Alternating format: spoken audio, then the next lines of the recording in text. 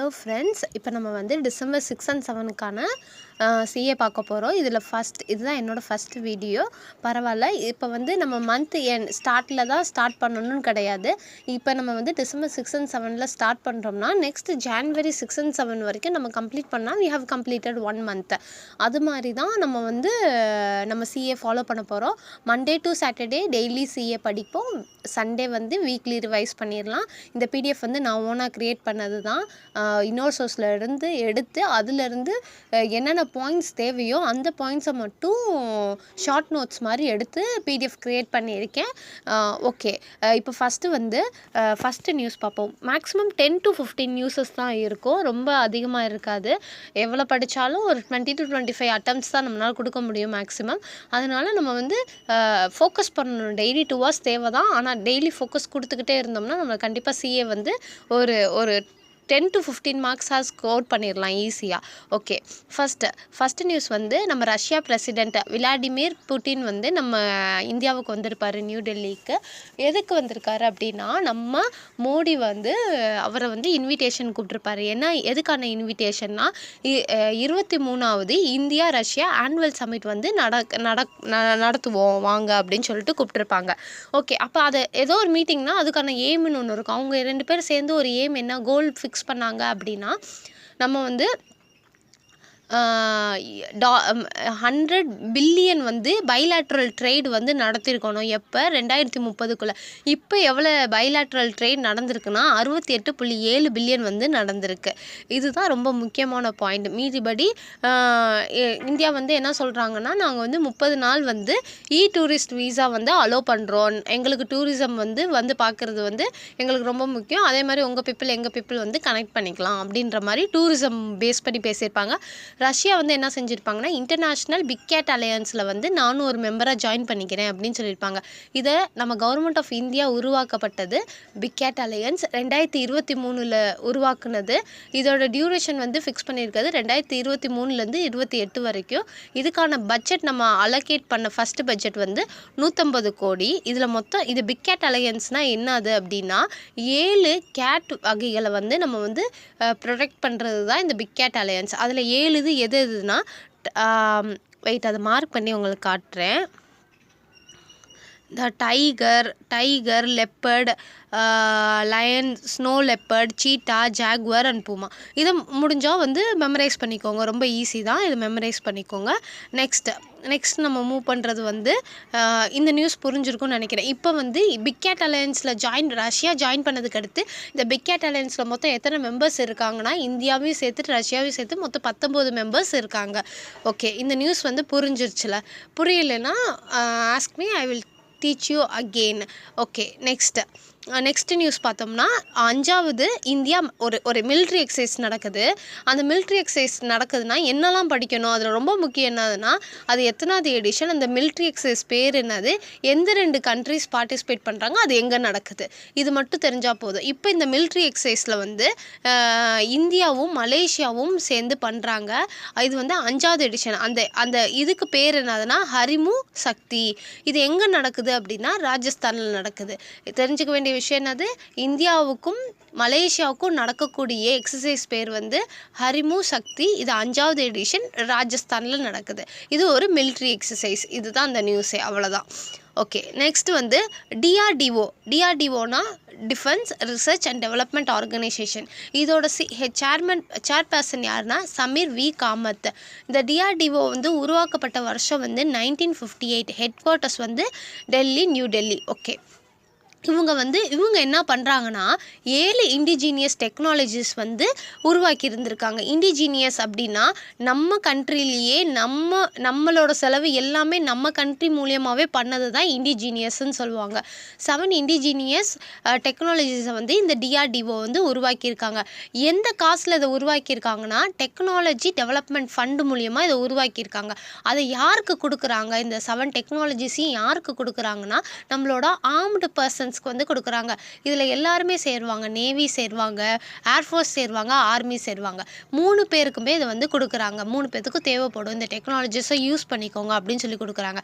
இப்போ இந்த technology development ஃபண்டுனா எப்போ உருவாக்கப்பட்டது? டெக்னாலஜி டெவலப் பண்ணுறதுக்கு காசு கொடுக்குறதுக்கு பேர் தான் இந்த டெக்னாலஜி டெவலப்மெண்ட் ஃபண்டு.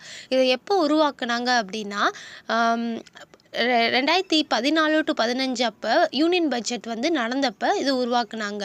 ஓகே, இது மோஸ்ட்லி அட்மானிபர் பாரத்தை வந்து டெவலப் பண்ணுறதுக்கு. அப்படின்னாலும் செல்ஃப் ரிலையன்ஸ் தான். செல்ஃப் ரிலையன்ஸ்னால் நம்ம கண்ட்ரி அடுத்த கண்ட்ரியை டிபெண்ட் பண்ணாமல் இருக்கணுன்றதுக்கு பேர் தான் செல்ஃப் ரிலையன்ஸ். ஓகே, நெக்ஸ்ட்டு வந்து என்னென்ன டெக்னாலஜிஸாக வந்து ஹேண்ட் ஓவர் பண்ணாங்க? 7 டெக்னாலஜிஸ்ன்னு தெரியுது. எப்பயுமே 7ன்னு தெரியும், யார் கொடுத்தாங்கன்னு தெரியும், யாருக்கு கொடுத்தாங்கன்னு தெரியும், எந்த ஃபண்டு மூலியமாக கொடுத்தாங்க, எல்லாமே தெரிஞ்சிடும். ஆனால் இந்த 7 டெக்னாலஜிஸில் எது இல்லைன்ற மாதிரி ஆப்ஷன்ஸ் கேட்க வாய்ப்பு இருக்குது. அதனால் இந்த 7 டெக்னாலஜிஸும் படிக்க முடியலனாலும் ஒரு டைம் ரீட் பண்ணிக்கோங்க. இந்த ரிவிஷன் கொடுக்குற டைம்லலாம் ரீட் பண்ணுறப்ப கண்டிப்பாக ஒரு நாள் இல்லை ஒரு நாள் அது ஞாபகத்தில் தான் இருக்கும். Okay, indigenous high voltage power supply for airborne self protection jammer அது வந்து ஹை வோல்ட்டில் இருக்குது அப்படின்னு ஞாபகம் வச்சுக்கோங்க. டைட் எஃபிஷியன்ட் கேங்வே ஃபார் நேவல் ஜெட்டிஸ்னால் ஒன்றும் இல்லை, ஷிப்ஸ் மாதிரி தான். ஓகே, அது வந்து டைடு சம்மந்தப்பட்ட ஒரு டைட் எஃபிஷியன்ட். அடுத்து வந்து advance very low frequency. High voltage, இது வெரி லோ ஃப்ரீக்வன்சி. அடுத்து வந்து இதுவுமே very low frequency loop aerials for underwater platform. இது அண்டர் வாட்டர், மேலே பார்த்தது ஹை ஃப்ரீக்வன்சி ஸ்விட்சிங்.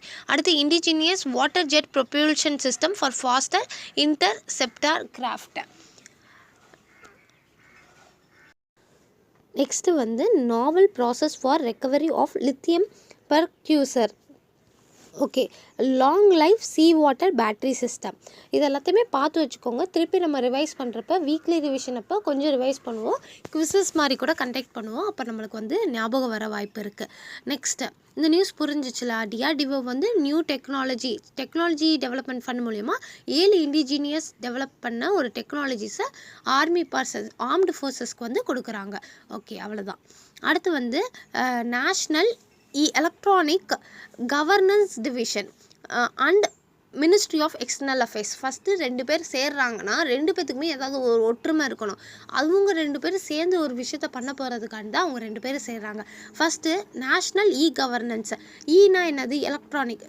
கவர்னன்ஸ் எலக்ட்ரானிக்ஸ்னால் டிஜிட்டலாக கொண்டு வரதுக்கு தான் இப்போ எல்லாருமே நம்மளோட இந்தியா டெவலப் ஆகிட்டு இருக்கு. அப்போ எலக்ட்ரானிக்ஸ் டிஜிட்டலாக என்னமோ ஒன்று கொண்டு வர போகிறாங்க. Ministry of external affairs. External வந்து எதுக்கு? இந்த மாதிரி பாஸ்போர்ட் இந்த இதுக்கெலாம் யூஸ் பண்ணுவாங்க. இங்கேயே பாஸ்போர்ட் பேசுகிறாங்க. பாஸ்போர்ட் வெரிஃபிகேஷன் ரெக்கார்டை ஃபுல்லாத்தையுமே டிஜிலாக்கர் அப்படின்ற சிஸ்டமில் வந்து கொண்டு வரணுன்றதுக்காண்டி இது செய்கிறாங்க. அப்போ இந்த டிஜிலாக்கர் ஏற்கனவே இருந்திருக்கு. அந்த டிஜிலாக்கரை யார் கொண்டு வந்தாங்கன்னா ministry of information and technology தான் இதை கொண்டு வந்தாங்க. எந்த வருஷம் கொண்டு வந்தாங்கன்னா 2015 இந்த டிஜிலாக்கரை ஏற்கனவே கொண்டு வந்துட்டாங்க. சரி, இந்த டிஜிலாக்கரில் இந்த பாஸ்போர்ட் வெரிஃபிகேஷன் ரெக்கார்டை உள்ளே சேர்க்குறாங்க. அவ்வளோதான். எப்படின்னா பேப்பரில் இருக்க வேண்டியதை நம்ம பேப்பர்லெஸ்ஸாக ஆக்குறதுக்காண்டி இதை வந்து கொண்டு வந்திருக்காங்க. புரிஞ்சிச்சுல?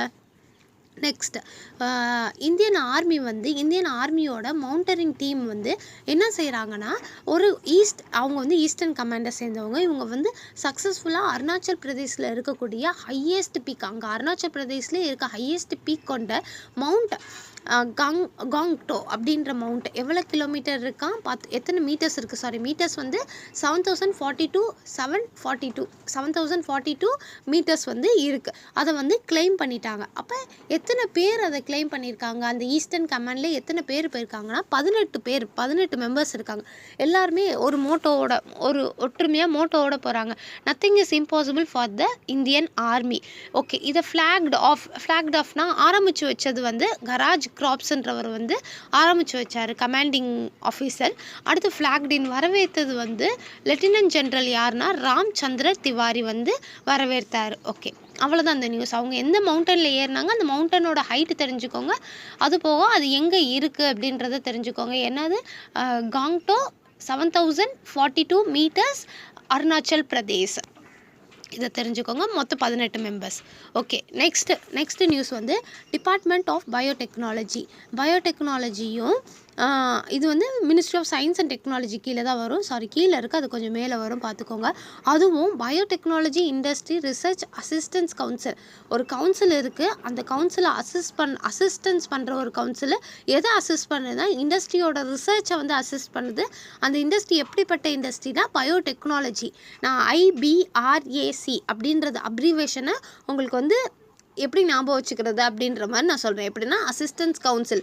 அந்த கவுன்சில் எதுக்கு அசிஸ்டன்ஸ் கவுன்சில்? இண்டஸ்ட்ரிக்கு. எந்த மாதிரி industry? Biotechnology industry research. Okay, இவங்க 2 பேர் சேர்ந்து ஏற்கனவே அக்டோபர் 2019 ஒரு அக்ரிமெண்ட் மாதிரி போட்டிருப்பாங்க. எதுக்கு அப்படின்னா ஒரு ஸ்ட்ராட்டஜி, அக்ரிமெண்ட்டுன்னு சொல்கிறதுக்கு முன்னாடி ஒரு ஸ்ட்ராட்டஜி. என்ன ஸ்ட்ராட்டஜினா என்கேஜ்மெண்ட் ஸ்ட்ராட்டஜி அப்படின்ற ஒரு ஸ்ட்ராட்டஜி உருவாக்கியிருப்பாங்க.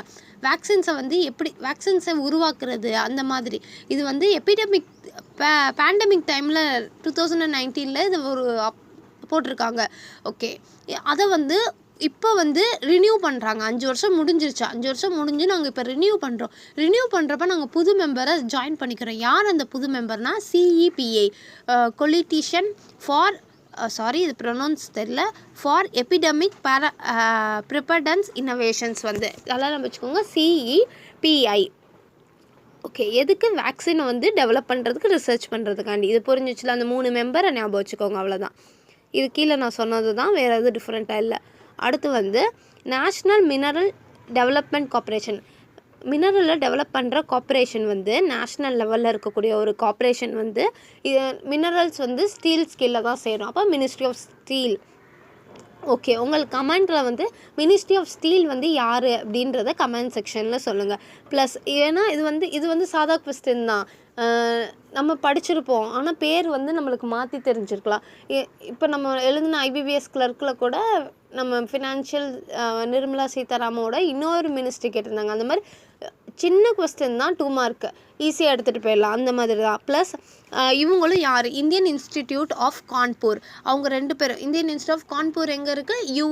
யூபின்னா என்னது? உத்தரப்பிரதேஷ். இவங்க 2 பேரும் சேர்ந்து எதுக்கு பண்ண போகிறாங்க? சைபர் செக்யூரிட்டிக்காண்டி பண்ணுறாங்க, வேறு ஒன்றுமே கிடையாது. யார்?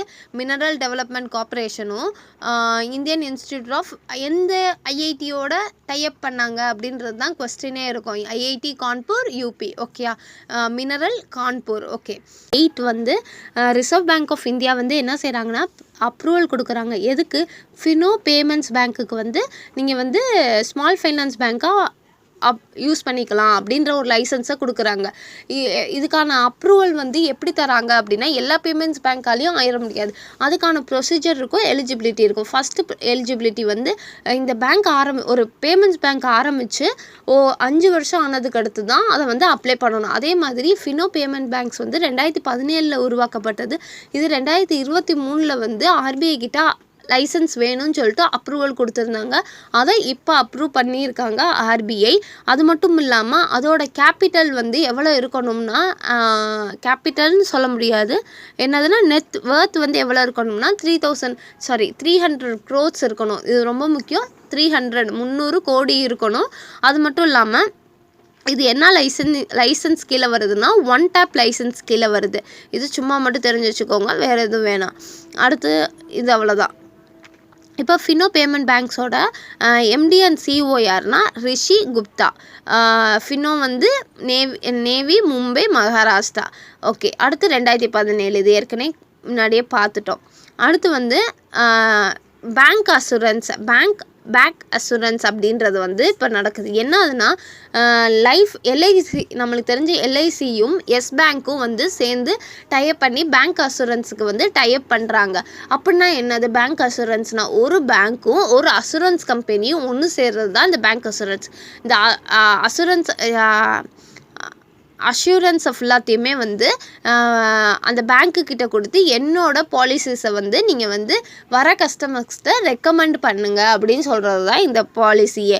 எப்போயுமே ஒரு இன்சூரன்ஸ் கம்பெனியும் இருக்கும், ஒரு பேங்க்கும் இருக்கும். இப்போ வந்து LICயும் எஸ் பேங்க்கும் கனெக்ட் ஆகிருக்கு. ஓகே, இது எதுக்காண்டி பண்ணுறாங்கன்னா அப்படின்னா policy for all by 2047. Okay, அந்த அப்ரோச்சுக்காண்டி தான், வேறு ஒன்றும் கிடையாது. இப்போ next news, national highway authority of India. National highway authority யார்? நம்மளுக்கு ஹைவே அத்தாரிட்டி தெரியும்ல, அவங்க வந்து நம்ம சிபிட்ட இருந்தனால தெரிஞ்சுக்கோங்க. ஃபின்பேங்க் வந்து பேமெண்ட் பேங்காக இருந்து ஸ்மால் ஃபைனான்ஸ் பேங்க்கு ஆர்பிஐட்ட அப்ரூவல் வாங்குறாங்க. இந்த நேஷ்னல் ஹைவே அத்தாரிட்டி வந்து நம்ம சிபிட்ட வந்து யார்? Securities and exchange board of இந்தியாட்ட வந்து இந்த அப்ரூவல் வாங்குறாங்க.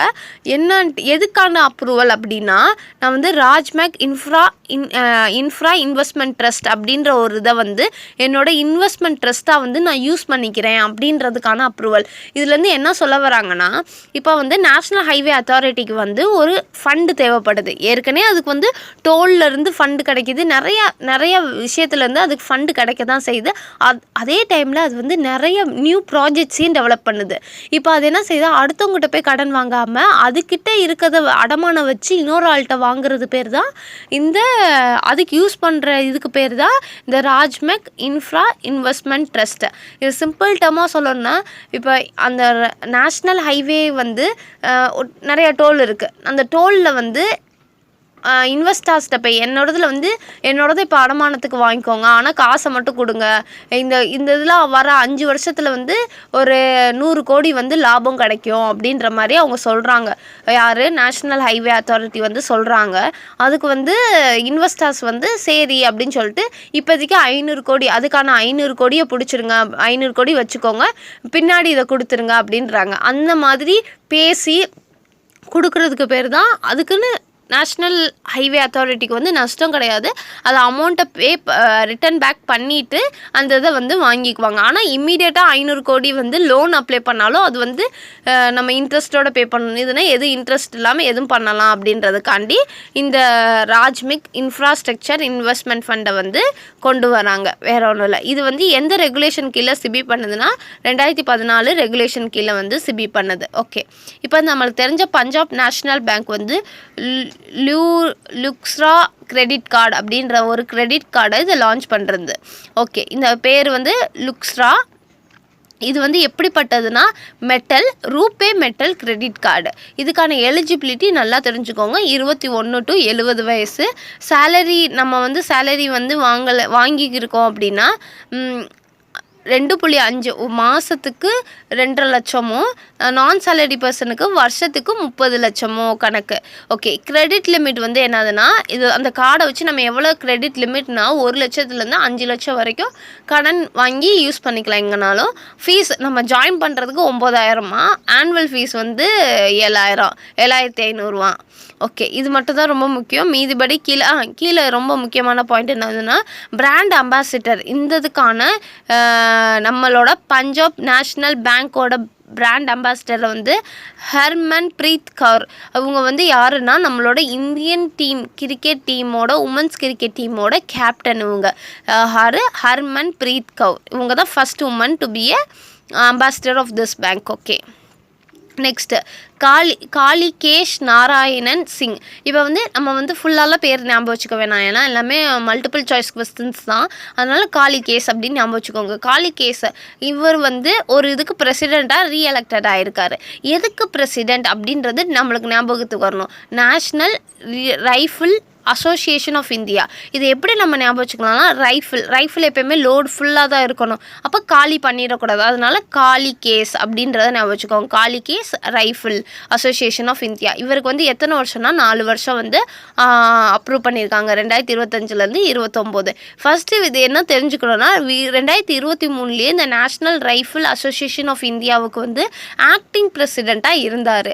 2024 வந்து 1 இயர் வந்து ஒரு பிரசிடெண்ட்டாக இருந்தார். இப்போ வந்து 4 இயர்ஸ்க்கு வந்து பிரசிடெண்ட்டாக இருக்க போகிறாரு. யாருன்னா காளிகேஷ் நாராயணன் சிங். ஓகே, அவ்வளோதான். இவர் அது மட்டும் இல்லாமல் நம்ம இந்தியாவை வந்து ஷூட்டிங்லேயும் பேஸ்கெட்பால்லையும் பாரிஸ் ஒலிம்பிக்ஸில் ரெப்ரசன்ட் பண்ணார். எதுக்கு?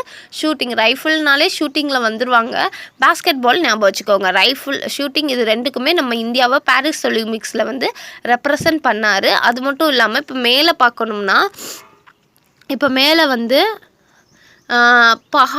பவான் சிங், அதை ஞாபகம் வச்சுக்கோங்க. பவான் சிங் வந்து செக்ரட்டரி ஜென்ரலாகவும் அதே டைமில் வந்து பண்ணியிருக்காங்க. ஓகே, நெக்ஸ்ட்டு நெக்ஸ்ட் நியூஸ் வந்து ஜெருசலம் மாஸ்டர் செஸ். இது வந்து செகண்ட் எடிஷன் தான். இது வந்து ஃபஸ்ட் எடிஷன் போன வருஷம் நடந்திருக்கு. Second edition. இந்த செகண்ட் எடிஷனில்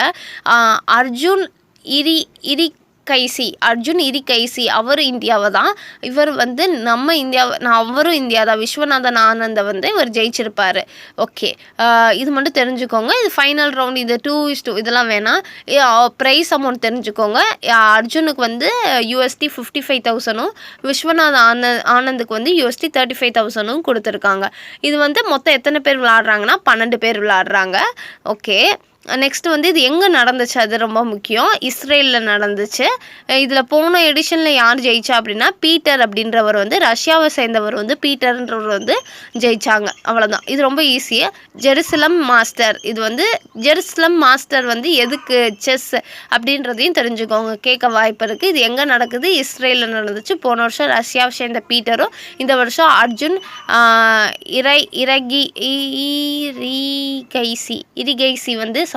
இரிகைசி வந்து இந்த தான் வந்து ஜெயிச்சார். ஓகே, நம்ம இந்தியாவை சேர்ந்தவர்.